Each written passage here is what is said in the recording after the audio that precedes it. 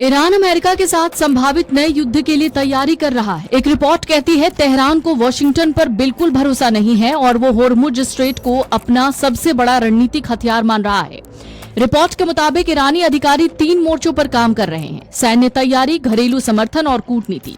हालांकि बातचीत का रास्ता खुला रखा गया है, लेकिन सेना और ईरान रेवोल्यूशनरी गार्ड्स कॉर्प्स यानी IRGC हाई अलर्ट पर है।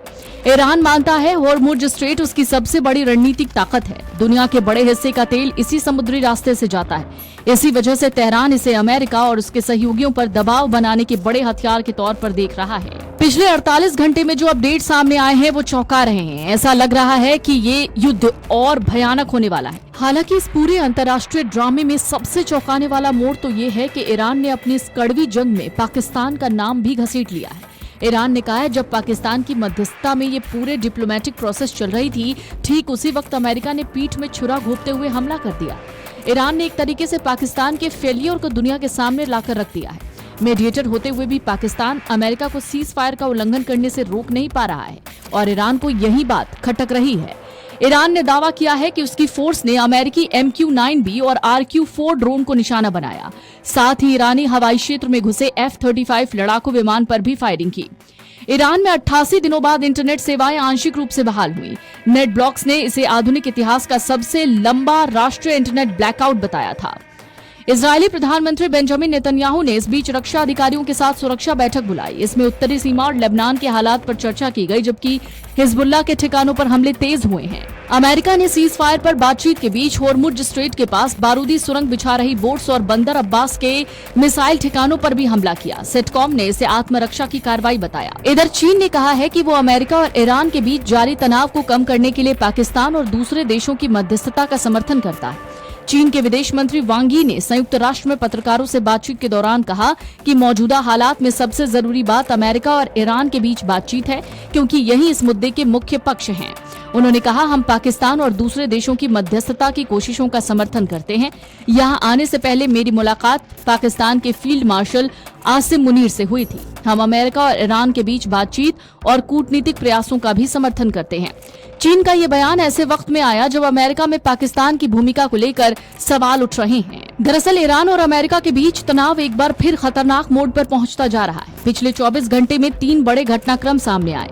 ईरान ने अमेरिकी स्ट्राइक्स के बाद बदला लेने की धमकी दी है। वहीं क्वाड बैठक में अमेरिकी विदेश मंत्री मार्को रूबियो ने कहा कि ईरान के साथ डील में अभी वक्त लगेगा। इस बीच पाकिस्तान ने ट्रंप के इजराइल को मान्यता देने वाले प्रस्ताव को खारिज कर दिया।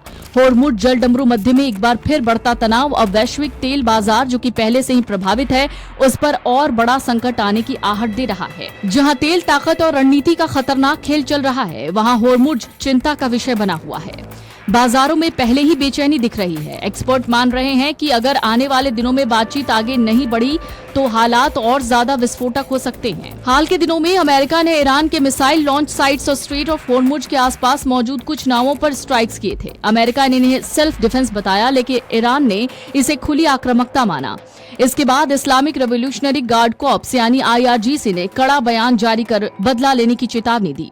इस बीच क्वाड बैठक में मार्को रूबियो का बयान सामने आया कि ईरान के साथ समझौते में अभी वक्त लगेगा, क्योंकि न्यूक्लियर प्रोग्राम और सेक्शंस पर मतभेद बने हुए हैं। इससे ये साफ संकेत गया है कि फिलहाल तनाव जल्दी खत्म होने वाला नहीं है। तीसरा बड़ा घटनाक्रम पाकिस्तान से जुड़ा है।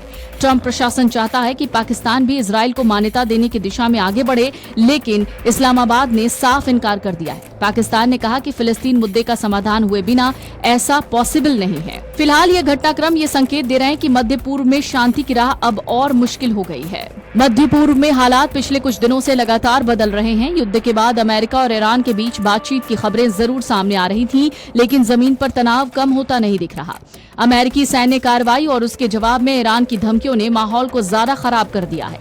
तेल बाजारों में उतार चढ़ाव बढ़ गया है। वैश्विक निवेशक भी सतर्क नजर आ रहे हैं। होर्मुज में किसी भी तरह की अस्थिरता दुनिया के लिए बड़ा खतरा हो सकती है, क्योंकि यही दुनिया के सबसे बड़े तेल रूट्स में से एक है। विशेषज्ञ कह रहे हैं इस पूरे संकट में सिर्फ सैन्य टकराव ही मुद्दा नहीं, बल्कि कूटनीतिक संतुलन भी दांव पर लगा हुआ है। चीन, रूस, अमेरिका और खाड़ी देशों के हित इस इलाके से जुड़े हुए हैं।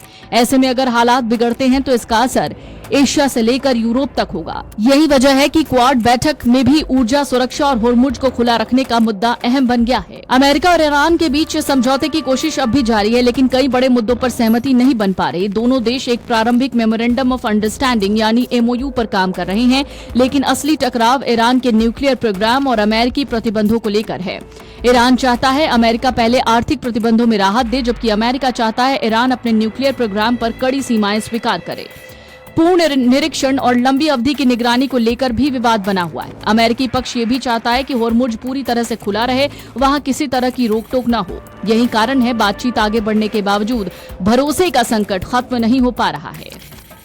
Video desk amarujala.com। अगर आप ये वीडियो YouTube पर देख रहे हैं तो हमारे चैनल को सब्सक्राइब कर बेल आइकन दबाएं, और Facebook पर देख रहे हैं तो हमारे पेज को लाइक करें।